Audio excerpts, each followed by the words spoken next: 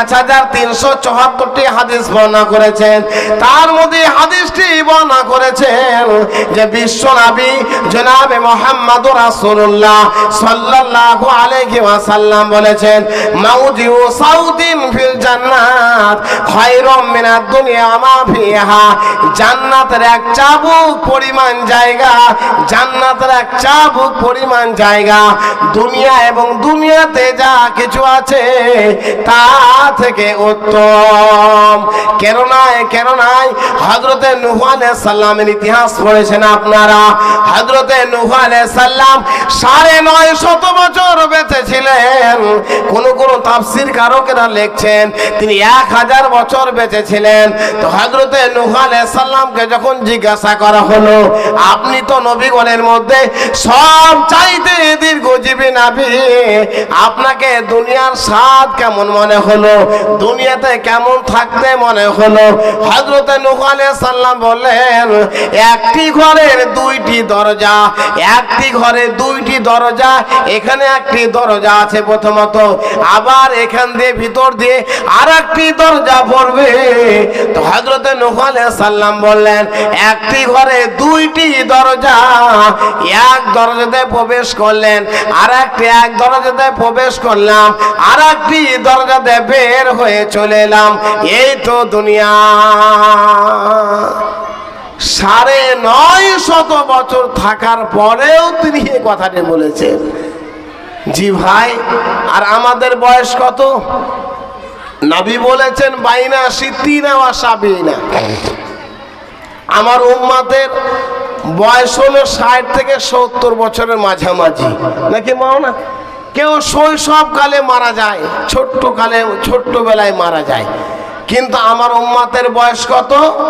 60 থেকে 70-এর মাঝামাঝি, বাইনা সিদ্দিনা ওয়া সাবিনা। বিশ্বনবী বলেন আমার উম্মতের গড় আয়ু হলো 60 থেকে 70-এর মাঝামাঝি। এমন নয় যে সবাই 70 বছর বয়সে মারা যাবে, কেউ শৈশবকালে মারা যাবে, ছোট্টকালে মারা যাবে। কিন্তু বন্ধুরা আমার, এই হাদিসের তাফসীর দেখছিলাম আজকে, উনি লিখেছেন যাদের 40 বছর পেরিয়ে গেছেন, 40 বছর হয়ে গেছে, তাদের জোহর আসরের ওয়াক্ত হয়ে গেছে, মাগরিব আসতে বেশি সময় লাগে না। এর অর্থ ওনারা নিয়ে এসেছেন যাদের 40 বছর হয়ে গেছে, আপনার দাঁতগুলো আস্তে আস্তে নরম হচ্ছে, চুলগুলো মৌতের মতো চিঠি আসছে, চুলগুলো আস্তে আস্তে পেকে যাচ্ছে। এর অর্থ হলো আপনার জোহর আসর হয়ে গেছে, মাগরিব আসতে বেশি সময় লাগবে না।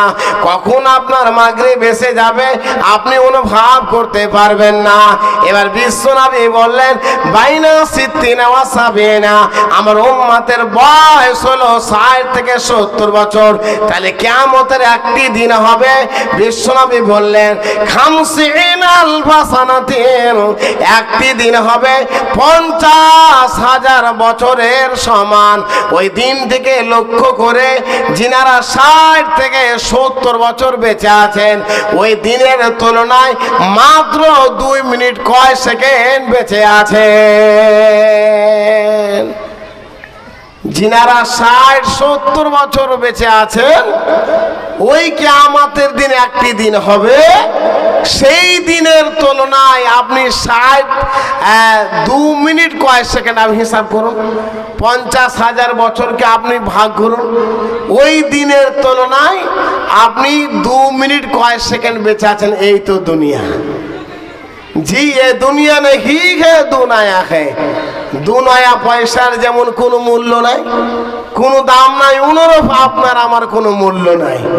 আপনি যতদিন বেঁচে আছেন ততদিন আপনাকে আব্বা বলে ডাকবে, মা বলে ডাকবে, ভাই বলে ডাকবে। এখনই যদি আপনার মৃত্যু হয়ে যায়, 2 দিন 3 দিন কান্না করবে, চতুর্থ দিন আপনার কবরটাও জিয়ারত করতে যাবে না। তার বাস্তব উদাহরণ আমি দিচ্ছি। আমার মা মারা গেছে 2 বছর আগে। আমরা মায়ের জন্য কবর জিয়ারত করতে যাই, যাওয়াটা ভালো, কিন্তু তারপরে 50 থেকে 60 জন ব্যক্তি একই গোরস্থানে মারা গেছে। প্রথম দিন মৌলভী সাহেবকে হায়ার করে নিয়ে যাচ্ছে, চোখের পানি একটু ফেলছে, তারপর দিন মনে হচ্ছে যে ওর বাপই মরেনি। জি ভাই, বাস্তব বলছি, আপনি কার জন্য কি করছেন? মনে হচ্ছে আর মাই মরেনি, কি মাংস তানসান গো, মনে হচ্ছে আবার নতুন ভাবে বিয়ে জুড়েছে। জি ভাই, আফসোস করে বলছি। তো এই তো দুনিয়া। এই জন্য বিশ্বনবী সাল্লাল্লাহু আলাইহি ওয়াসাল্লাম বলেছেন, লা তাদরি আব্দাল্লাহি মাসবুকা গদা, হে আল্লাহর বান্দা বান্দি, তোমার জানা নাই আগামীকাল তোমার নামটা কি হবে। আজকে তোমার নাম আব্দুল্লাহ, আব্দুর রহমান, আব্দুল সাত্তার, জরিনা, হাসিনা, খালিদা, কিন্তু আগামীকাল তোমার নামটা লাশ হয়ে যেতে পারে। বন্ধুরা আমার, এই জন্য বুখারী মুসলিমের একটা হাদিস আছে, চলুন, কেননা আমার সময় খুব অল্প। 7টা কটা পর্যন্ত বলো? 7টা 20, 8টা 15, 8টা 15 পর্যন্ত। এবং আমার নাম নবাব, আমার কিছু নেই অভাব, ভিক্ষা চাওয়ার স্বভাব, সব কথা ফাঁকা, আসল কথা টাকা, যে দিবে টাকা তার বাড়ি হবে পাকা। আজকের জালসার উদ্দেশ্য আপনারা নিশ্চয় বুঝতে পেরেছেন। ইনশাআল্লাহ আমি কিছু কালেকশন করি এবং আজকে আপনাদের কাছ থেকে নিব ইনশাআল্লাহ। তো চলুন বুখারী মুসলিমের একটা হাদিস শোনাই। হাদিসটা কি? ওয়ান ইবনে উমর ক্বালা খাজা রাসূলুল্লাহ সাল্লাল্লাহু আলাইহি ওয়াসাল্লাম বিবাজি জাসাদি ফাকালা কুম ফিদ দুনিয়া কাআন্নাকা গরিবুন আও আবিরু সাবিলিন ওয়া উদ্দা নাফসাকা মিন আহলিল কবর। বন্ধুরে আমার, বিখ্যাত সাহাবী হযরত আব্দুল্লাহ ইবনে উমর রাদিয়াল্লাহু তাআলা হতে বর্ণনা করেছেন যে বিশ্বনবী জনাবে মুহাম্মদুর রাসূলুল্লাহ সাল্লাল্লাহু আলাইহি ওয়াসাল্লাম একদা আমার দুই কাঁধ অথবা বাহু ধরে বললেন। বন্ধুরা আমার, হাদিসে তাসরি দেখছিলাম যে নবীজি যাকে ভালোবাসতেন বা কোনো মানুষ কাউকে যদি ভালোবাসে তাকে ভালো উপদেশ দিয়ে থাকেন, তো বিশ্বনবী জনাবে মুহাম্মদুর রাসূলুল্লাহ সাল্লাল্লাহু আলাইহি ওয়াসাল্লাম একদা আমার দুই কাঁধ অথবা বাহু ধরে বললেন, হে ওমর, তুমি এই দুনিয়াতে একজন মুসাফিরের মতো হয়ে চলবে। যেই রকম ভাবে একজন মুসাফির এক জায়গা থেকে অন্য জায়গায় চলে যায়, অন্য জায়গা থেকে আরেক জায়গায় চলে যায়, এরকম ভাবে চলবে। আর কি করে? দ্বিতীয় নাম্বার বললেন, অথবা পথ যাত্রী নাই জীবন যাপন করবে। আর প্রতি সেকেন্ডে, প্রতি ঘন্টায়, প্রতি মিনিটে তুমি নিজেকে কবরবাসী মনে করবে। তুমি যদি নিজেকে কবরবাসী মনে করো, দুনিয়া তো সাকসেসফুল, আখিরাত তো কামিয়াব। দুনিয়া তো কামিয়াব, দুনিয়া তো সাকসেসফুল, আখিরাত তো সাকসেসফুল হবে। তো নবীজি 3টি উপদেশ দিলেন। 1 নম্বর, দুনিয়াতে মুসাফিরের মতো হয়ে চলবে। 2 নাম্বার নবীজি বললেন যে পথযাত্রী নাই জীবন যাপন করবে। 3 নাম্বার নবীজি বলেন নিজেকে কবরবাসী মনে করবে। কেন নয়? পৃথিবীতে যার কোনো খবর নাই তার নাম হচ্ছে কবর। জি ভাই, পৃথিবীতে যার খবর নাই তার নাম হচ্ছে কবর। আজ কবরে আমাদের মা কাউরি, আব্বা কাউরি, ভাই শুয়ে আছে, ওই বাঁশ বাগানে, কলা বাগানে রেখে দিয়ে চলে এসেছি, যাদের কোনো খবর নাই। তো নবীজি বললেন 3 নম্বরে নিজেকে তুমি কবরবাসী মনে করবে। এই ব্যাপারে একটি গল্প মনে পড়ে গেল। গল্পটা কি? একজন ব্যক্তির কম্বল হারিয়ে গেছে। কম্বল বুঝতে পেরেছেন? কম্বল হারিয়ে গেছে, তো সোজাসুজি কবরের কাছে গিয়ে বসে আছে। ওর চাচা ওই রাস্তা দিয়ে যাচ্ছে, দেখছে যে ভাতিজা কবরের কাছে বসে আছে। বলছে, হ্যাঁ রে হাবিব, তুই কবরের কাছে কেন বসে? বলছে, চাচা আর বলো না, আমার কম্বল হারিয়ে গেছে। তো তোর কম্বল হারিয়ে গেছে, কোনো পাড়া প্রতিবেশী লোককে জিজ্ঞাসা কর, কোনো গ্রামে জিজ্ঞাসা কর, কোনো মোড়ে জিজ্ঞাসা কর, তোর কম্বল হারিয়ে গেছে। তো কবরের কাছে কোনে বসে? ভাতিজা আর কিছু বলল না। দ্বিতীয় দিন চাচা ওই রাস্তা দিয়ে আবার যাচ্ছে, যেতে যেতে দেখছে আবার ওই কবরের কাছে গিয়ে বসে আছে। চাচা ধমক দিয়ে বলছে, হ্যাঁ রে হাবিব, তুই খ্যাপা হবি নাকি? তোর কম্বল হারিয়ে গেছে, কোনো মোরে জিজ্ঞাসা কর, কোন মানুষকে জিজ্ঞাসা কর, কোন পাড়া প্রতিবেশী লোককে জিজ্ঞাসা কর, তুই কবরের কাছে কেন বসে? ভাতিজা উত্তর দিচ্ছে, চাচা আমি খ্যাপা নয়, তোমার বাপ খ্যাপা। আমি এমন জায়গায় বসে আছি, আমার কম্বল যেখানে নিয়ে যাক না কেন, যেখানে যাক না কেন, এই জায়গায় আসতে হবে। অতএব চাচা আমি খ্যাপা নয়, তোমার বাপ খ্যাপা।